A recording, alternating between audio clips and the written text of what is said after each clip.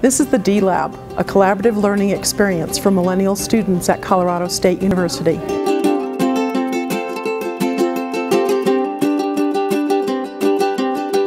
It's called the D-Lab because it is the design lab for interior design majors at this university. We entered into a partnership with Herman Miller to explore and also collect data as a research laboratory on different styles of learning, modalities for learning. We're sharing what the lab looks like in the different learning spaces so that we can share with you the kinds of things that we do here and the kinds of opportunities it offers for students in their learning.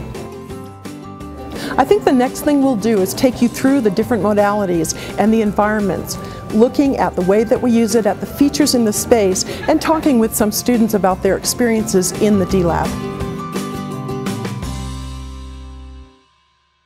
We're in the cafe, or called the coffee spot. This was a found space that used to be an old gallery.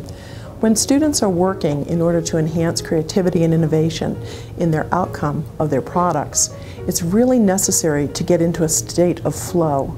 To do that, students need to be able to relax, get a relief from the intense task at hand, and not leave the classroom.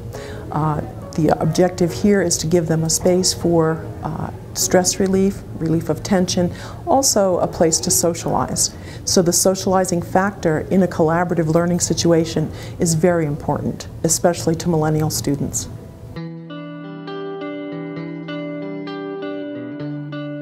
We've moved into the collaborative lounge.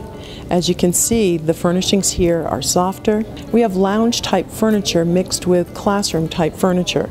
Students very often sit here, pull a table over, pull some chairs over to study or to work in teams or groups, but in a very informal way. In the millennial learning style, they really like to collaborate, but not necessarily be forced to sit at a particular space. We've displayed work from senior exhibits that were done in Neocon in Chicago. We try to personalize with some of the effects. I change them out often during the semester so that students feel they could actually sit here and read a book, or they could sit here and work with their friends.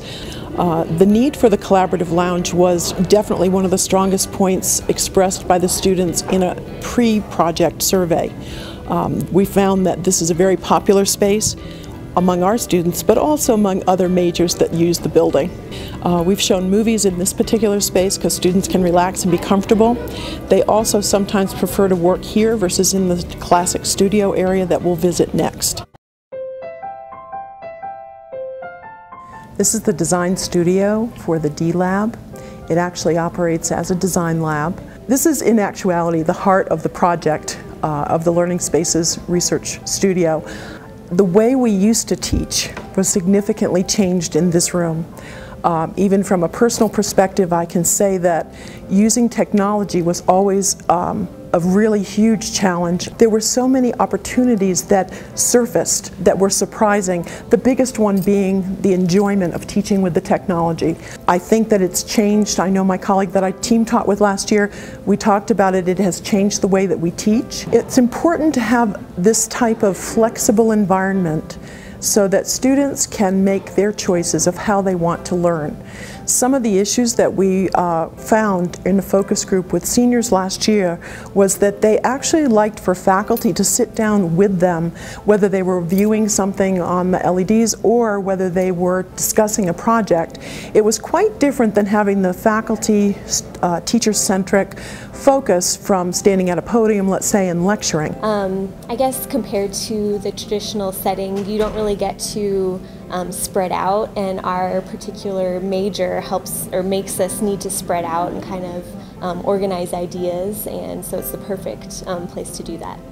Students probably spend most of their time in this area, but then again, in the different modalities, they can go to the collaborative lounge or they can escape to the cafe for a little bit to really clear their mind, to have a focus on their project, and also to do a lot of innovative thinking. I very much enjoy the fact that it's a lot more open because the other classrooms tend to have, you're sitting right next to each other, elbow to elbow with everybody. You don't have any room to move around or work.